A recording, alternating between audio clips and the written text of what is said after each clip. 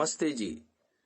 आज से हम एक नवीन पुस्तक का आरंभ कर रहे हैं जिसका शीर्षक है उत्कृष्ट शंका समाधान। मानव मन को आंदोलित करने वाले लौकिक पारलौकिक प्रश्नों के सटीक उत्तर और समाधान करता है स्वामी विवेकानंद जी परिव्राजक। और इस पुस्तक को संपादित किया है डॉक्टर राधा वल्लभ चौधरी MBBS। जब पुस्तक प्रकाशन दर्शन योग महाविद्यालय आर्यवन रोजड़ गुजरात।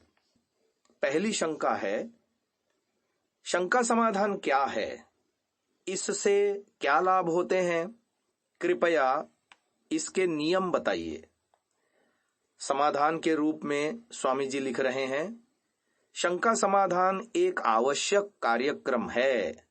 ऋषि कहते हैं कि जब जब विद्वानों के समीप जाएं, तब तब सबके कल्याण के लिए प्रश्नोत्तर अवश्य करें। जब जब विद्वानों के समीप जाएं, तब तब सबके कल्याण के लिए यह वाक्यांश खास ध्यान देने का है। अपने और सबके हित के लिए प्रश्न पूछें। इससे अपनी शंका का समाधान तो होगा ही, साथ ही दूसरों को भी लाभ मिलेगा। इस दृष्टि से प्रश्नोत्तर कर सकते हैं। शंका समाधान कार्यक्रम के बारे में कुछ बातें भूमिका के रूप में समझ लें। दरअसल इसमें दो हिस्से हैं। प्रथम है शंका पूछना, द्वितीय हिस्सा है उसका समाधान करना यानी कि उत्तर देना। प्रश्न उठता है कि इनमें से कौन सा हिस्सा सरल है। वस्तुतः शंका पूछना सरल है, जबकि उत्तर देना कठिन। सरल काम आपके यानी शंका पूछने वाले के हिस्से में है और कठिन काम मेरे अर्थात मुझे उसका उत्तर देना है। कोई भी काम अगर नियम पूर्वक किया जाए तो उसमें बहुत लाभ ही होता है। यदि नियम तोड़कर काम करेंगे तो उससे लाभ तो होगा नहीं, उल्टे हानि होगी। कार्यक्रम शंका समाधान आपके लाभ के लिए शुरू किया जा रहा है।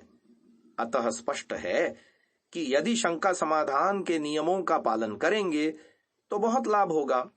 इसके विपरीत विहित नियमों का पालन नहीं करेंगे तो नुकसान होगा।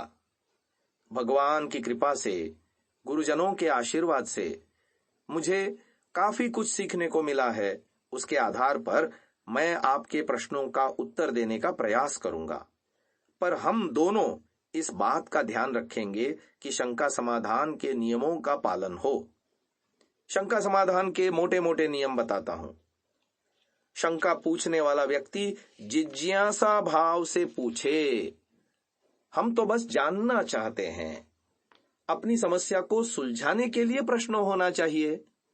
उत्तर देने वाला व्यक्ति भी इसी भावना से उत्तर दे कि सामने वाले की शंका दूर करनी है, उसकी समस्या को सुलझाना है। वह किसी और भावना से उत्तर न दे। आपकी जो समस्या जहां अटकी है उसे सुलझाने के लिए ही उत्तर दिया जाएगा। उत्तर देने वाला भी इसी भाव से उत्तर दे कि मुझे इसकी शंका का समाधान करना है। जो समस्या अटक रही है उसे सुलझाना है, उसका मार्ग स्पष्ट करना है। तो कहां अटका हुआ है वह, उसकी वो उलझन दूर करनी है। इस भावना से उत्तर दिया जाना चाहिए। अगली बात है, पूछने वाला व्यक्ति कभी कभी अपनी भावनाएं गलत बना लेता है। ऐसा व्यक्ति सोचता है कि मैं ऐसा प्रश्न पूछूंगा जिसका सामने वाले को उत्तर ही नहीं सूझे। वे लोग गलत सोचते हैं कि हम ऐसा कठिन टेढ़ा मेढ़ा सवाल पूछेंगे कि सामने वाला जिसका उत्तर ही नहीं दे पाएगा, और जब वो उत्तर नहीं दे पाएगा तब सभी तमाशा देखेंगे। सब लोग उस पर हंसेंगे तो बड़ा मजा आएगा। याद रखें कि ऐसी भावना से प्रश्न पूछने से लाभ नहीं होता, अपितु हानि ही होती है। इसलिए ऐसी भावना से प्रश्न पूछना ठीक नहीं है। अगली बात बता रहे हैं, आप भी एक गारंटी दें कि आप प्रश्न जिज्ञासा भाव से ही पूछेंगे और मन में कोई गलत उद्देश्य नहीं बनाएंगे। दुख देने के लिए, हार जीत के लिए, सामने वाले को अपमानित करने के लिए, उसको नीचा दिखाने के लिए और अपने को ऊंचा सिद्ध करने के लिए प्रश्नोत्तर नहीं करना है। मैं आपको अपनी ओर से गारंटी देता हूं कि आपकी समस्याओं को सुलझाने के लिए ही आपके प्रश्नों के उत्तर दूंगा। किसी को दुख देना, अपमानित करना आदि 1% भी मेरा उद्देश्य नहीं है। आगे अगला बिंदु लिखते हैं, कभी कभी ऐसे प्रश्न भी सामने आ सकते हैं जो पूछने वाले ने एक प्रश्न पूछ लिया और बताने वाले को उत्तर समझ में नहीं आया। वहां पर मान अपमान के कारण उसको झूठ नहीं बोलना चाहिए, उल्टा पुल्टा कोई जवाब भी दे दे, ऐसा नहीं करना चाहिए। उत्तर नहीं सूझता तो साफ बोल दे, भाई हमको उत्तर समझ में नहीं आया। पहले से मेरा स्पष्टीकरण सुन लीजिए। उत्तर मालूम है तो बता देंगे, नहीं पता तो साफ कह देंगे कि नहीं आता। झूठ नहीं बोलेंगे, जानबूझकर धोखा नहीं देंगे, यह गारंटी है। उत्तर आता नहीं है तो तोड़ मरोड़ करते रहें, ऐसा काम हमें नहीं आता। ऐसा करना यम नियमों के आचरण के विरुद्ध है। आगे सिद्धांत की बात बता रहे हैं स्वामी जी।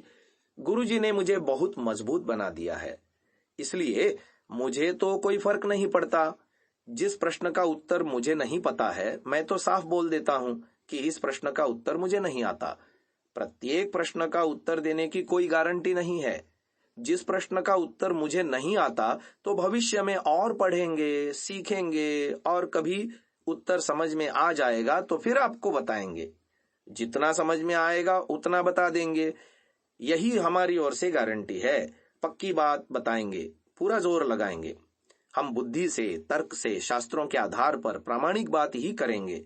ठीक ठीक बताएंगे, धोखा नहीं देंगे, छल नहीं करेंगे, गलत उत्तर नहीं देंगे। हाँ, अनजाने में कोई भूल हो जाए तो वो अलग बात है। अगला बिंदु आ रहा है, अज्ञानतावश कोई भूल हो गई, बाद में समझ में आ गई कि यह तो गलत बात कह दी गई, तो उसका सुधार कर उसको ठीक कर देंगे। हम जानबूझकर गलत बात नहीं कहेंगे।